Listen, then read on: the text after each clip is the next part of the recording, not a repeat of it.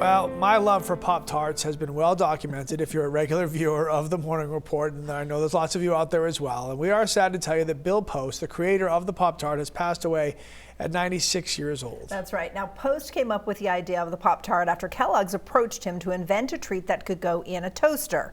Taylor Morris out in Grand Rapids, Michigan, spoke with his son, who says their family was the guinea pig for the Pop-Tart's creation.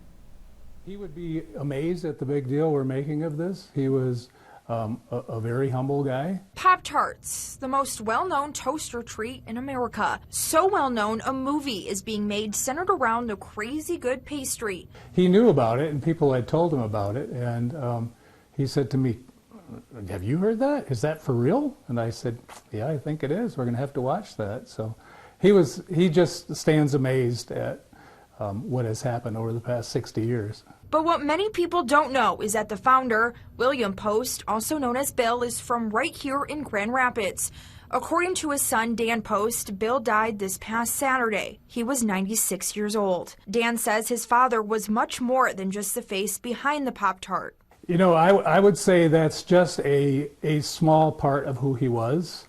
He was so much more than the Pop-Tart story. That's what he's known for in other circles, but to his friends and family, he was just sweet old Bill. My dad wasn't just my dad.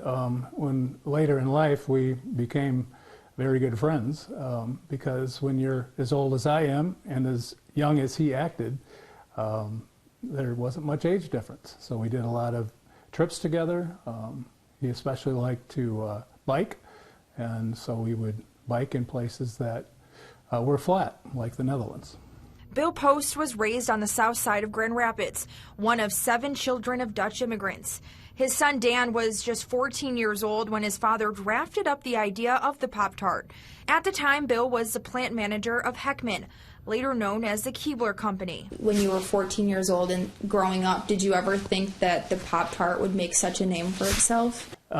No, I thought it was, he would often bring home samples of new products, and I thought, oh, here we go again. We were the guinea pigs, because he would come home every night and say, try these.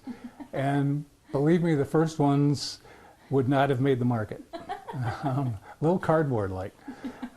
But they kept getting better. Now, 60 years later, Don says his children and grandchildren keep a box of Pop-Tarts on hand, not only as a sweet treat, but as a way to remember Grandpa.